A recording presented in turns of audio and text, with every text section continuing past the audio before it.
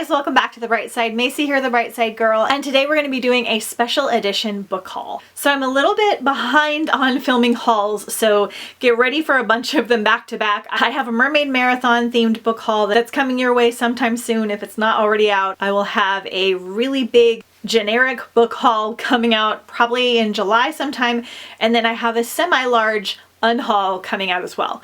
So lots of hauls and unhauls coming out. Things get kind of rotated around all the time. As a lot of you know, I am big on thrifting and finding deals for books. I go to a lot of Goodwills, thrift stores, library book sales, bookstores, and I get most of my books between $1 to $5 max, and the majority of them are like $1 to $3. So that's why I have like a lot of hauls and a lot of unhauls and like shuffling around. Because I am a little bit of a thrifty book gal, I do not buy special editions almost ever unless I happen to find them at my used bookstores, which does happen, or if it's something very special like my Foxglove special edition. That is the only book I pre-ordered this year, coming out closer to August. But I have a lot of friends that get Fairy Loot, Owl Crate, Illuma Crate book boxes, and they are very kind and they send me books if they get extras of them, or if their books come like a tiny bit damaged and they get sent a new copy, they'll send me them. Or I have friends that aren't interested in like darker themed books and they'll send them my way. Sometimes we'll trade, but sometimes they'll just send them to me. So I have been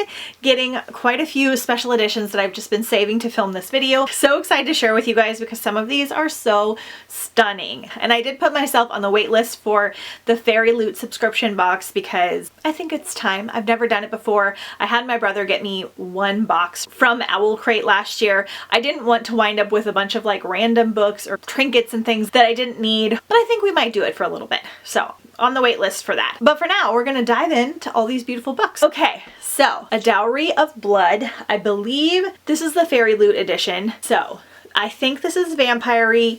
I think this is adult. I'm not sure. I haven't read most of these, or maybe any of them, but it is so pretty.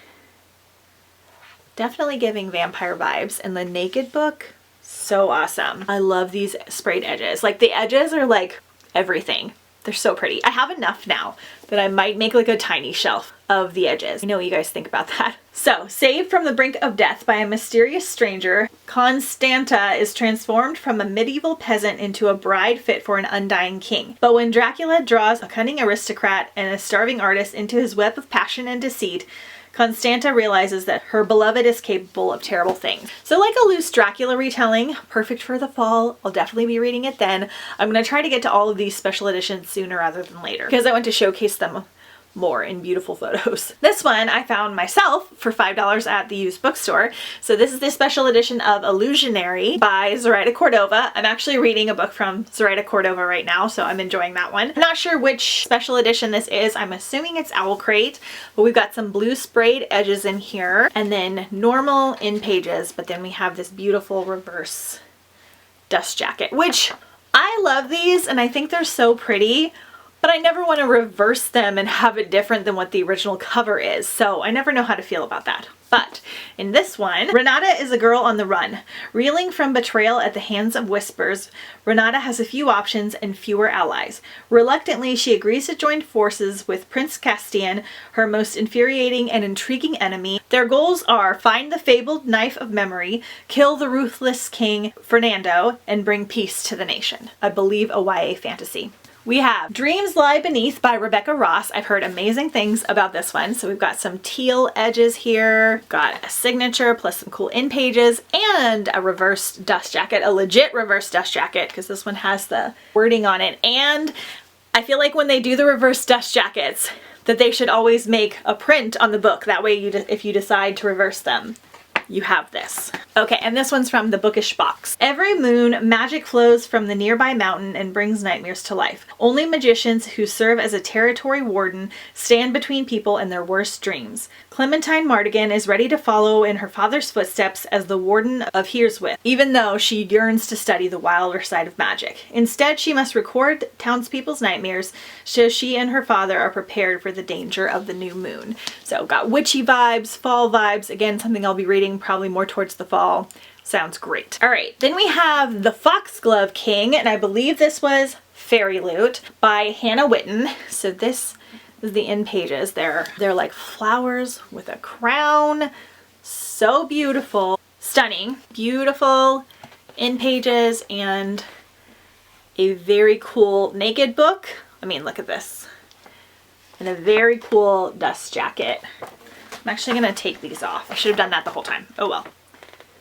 Very cool, like, reverse dust jacket. So, in this one, when Laura was 13, she escaped a cult in the catacombs beneath the city of Delaire. And in the 10 years since, she lived by one rule: don't let them find you. Easier said than done when her magic ties her to the city.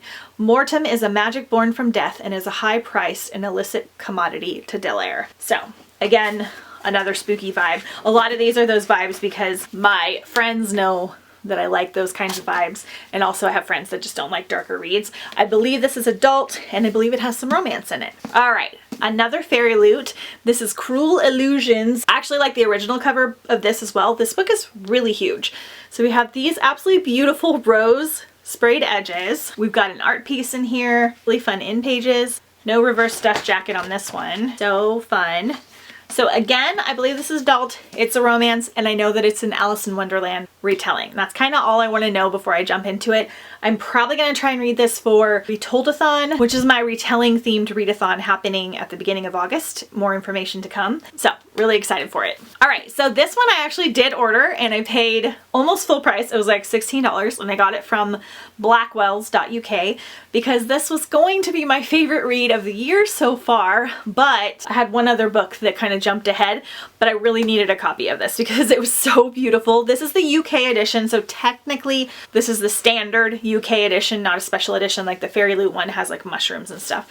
And it doesn't have anything else like special about it, but it's so beautiful. The regular edition is like black and I don't think it has the mushrooms, and I needed the mushrooms. This is an adult like cozy fantasy about a stuffy professor that goes to this small town to study and learn more about different types of fairies. And while she's there, she uncovers like dark magic and there's a romance involved, and it is so good. It's told partially in like journal entries and with stories from different kinds of fae, so you're jumping back and forth a little bit. It's got almost like a Jane Austen type vibe about it, but with like magical fae, and the romance in here is so cute. It's so sweet. It's just really, really sweet and precious, and this book's kind of funny, and I loved it, and I can't wait for the next book to come out next year. Then we have Only a Monster from Vanessa Lynn. Again, this is from Bookish Box. So purple sprayed edges, pretty little in pages. I guess they always put their little signatures like that. The book is cool, and then a very cool, that's really cool,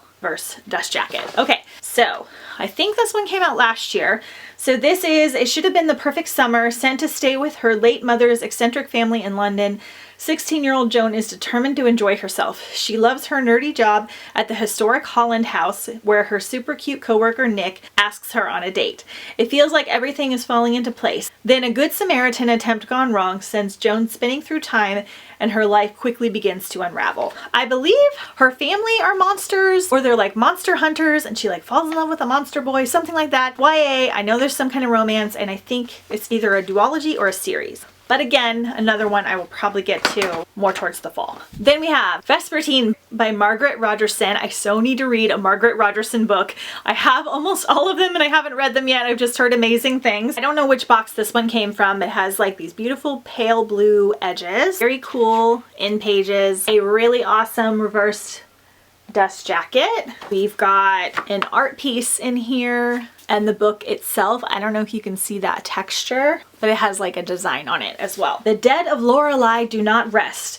Artemisia is training to be a Grey Sister, a nun who cleanses the bodies of the deceased so that their souls can pass on. Otherwise, they will rise as spirits with ravenous hunger for the living. She would rather deal with the dead than the living, who trade whispers about her sacred hands and troubled past. So we've got a nun, and it sounds like zombies, maybe some necromancy magic.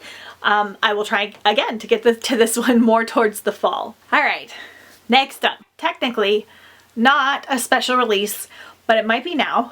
So officially purchased 3 books this year, new price. One is that pre-order of Foxglove, one is Emily Wilde's Encyclopedia of Fairies, and one, of course, absolutely had to be Fourth Wing by Rebecca Yarros.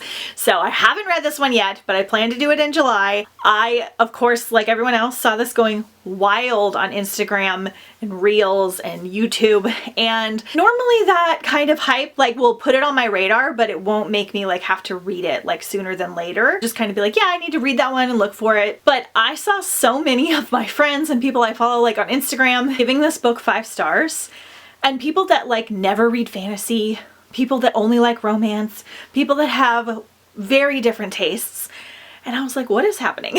Like, there were like 30 people I saw give it 5 stars, and some people were really picky. And I was like, okay. So I went and I got it from Target. They were having like a buy one, get one half off sale because the regular edition of Fourth Wing, the first printing, had these beautiful sprayed dragon edges, which is just everything we need. And this beautiful map. So this was technically the regular edition, but this went out of stock, which again, I have like never seen happen. Like, I feel like this is like the new like Hunger Games type book. You know, this might be one of those books where we reach like next level crazy. You know how like you could mention Hunger Games to anyone and they like knew what it was, even if they weren't like in the book community? I feel like this might reach that level. So all I know about this is that there's an academy and there are dragon riders and there's a little bit of romance and it's like Harry Potter for adults, which I've heard other books described as, and that everyone loves it, and that's kind of all I want to know. So I don't know if the new printings are going to have the dragons, but I'm so glad I got a copy because I didn't know it was going to sell out when I got it. So this one, it might be the prettiest one, but I think the last one is the prettiest. So I think this is Fairy Loot. It's going to be really hard to show you because of my ring light. Wild is the Witch by Rachel Griffin, and it has this clear like cover is the dust jacket, so I'm going to take this off, that has like the wording on it, which is so unique. And then this is the naked book, so pretty. And then we have these stunning end pages. Oh, and the sprayed edges is like a feather. Now I've heard mixed reviews on this one. Again, all I know about this one is it has something to do with a witch. But I've heard some of my friends didn't love this, so I really hope that I love it because I try not to keep things I don't love, and I want to keep this because it's absolutely beautiful. This is the Bookish Box edition. Yay! Okay, and lastly, my favorite, probably the reason I went back on the waitlist for Fairy Loot, is In the Lives of Puppets by TJ Klune. I wanted to read this so badly for Hikeathon, even though it was like a 17-hour audiobook because it's huge. This is about robots living in the woods. And I think there's like one human, there's like a robot family, and it's just got all the vibes that I want. So I hope to get to this summer. This is an adult book. I believe this is the Fairy Loot edition. So we have just this beautiful mountain range. You can see the little robot houses. We have the most stunning end pages. Look at these. Oh, this would have been so perfect for Hikeathon. Beautiful artwork. And look at this like little robot guy down here. Oh my gosh. So freaking beautiful. It's such a pretty book. Very excited for this. So those are all of the special editions I've collected over the last few months from friends or just happening to find them. Let me know down below in the comments if you've read any of these or which ones I should put on my TBR first, or if you're excited to read any of them. I know a lot of the regular editions of these books are also pretty. Let me know your favorite special edition that you've ever got. Don't forget to follow me on Instagram at The Bright Side Girl if you haven't already, and I will see you guys next time on The Bright Side.